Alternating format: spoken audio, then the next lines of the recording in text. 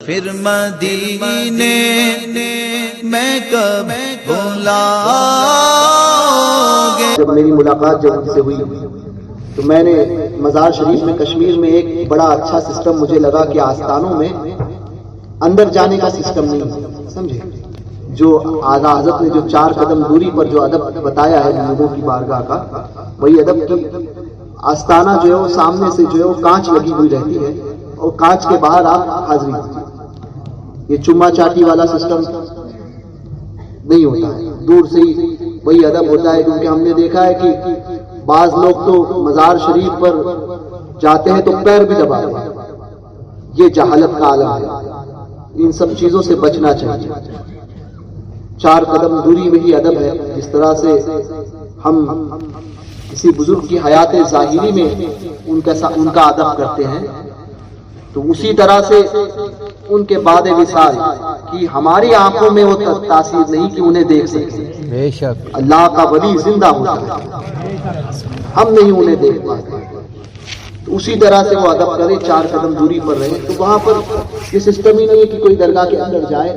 آستانے کے باہر کانچ کا دروازہ ہوتا ہے، بس وہیں سے بہت کم لوگ جو ہے وہ یا چادر کبھی بدلنا ہوتی ہے تو اندر جایا جاتا ہے۔ میں حاضری دیا وہاں پر، خادم جانتے نہیں تھے، خادم سے میں نے کہا کہ مجھے اندر جانا ہے، تو بڑا نک چڑھا تھا وہ خادم، کہنے لگا کہ اندر کائے کا جانا ہے، یہیں سے فاتحہ پڑھو۔ وہ جانتا بھی نہیں تھا، تو میں نے کہا کہ ہم بمبئی سے آئے ہیں، تو مجھے میری طرف دیکھ کے کہنے لگا بمبئی سے آئے، کہیں سے بھی آئے، فاتحہ تو باہر سے ہی پڑھیں گے۔ اب یہ بات کہہ رہے تھے، میں نے میرے ساتھ میں مفتی سید بشارت صاحب کے داماد اور ان کے بھتیجے سید آصف صاحب تھے،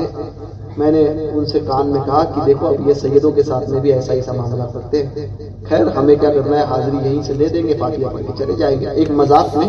یہ بات میں نے ان سے کہی، اتنے میں بابا جی کا خادم جو ہے وہ بھاگتے ہوئے آیا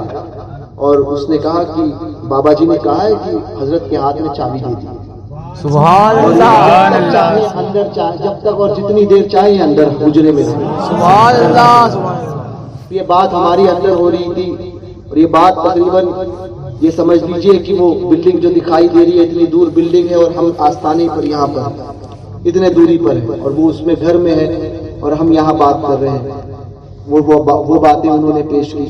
تو ایسے باکرامت بزرگ تھے حضرت میاں بشیر رحمۃ اللہ تعالی علیہ۔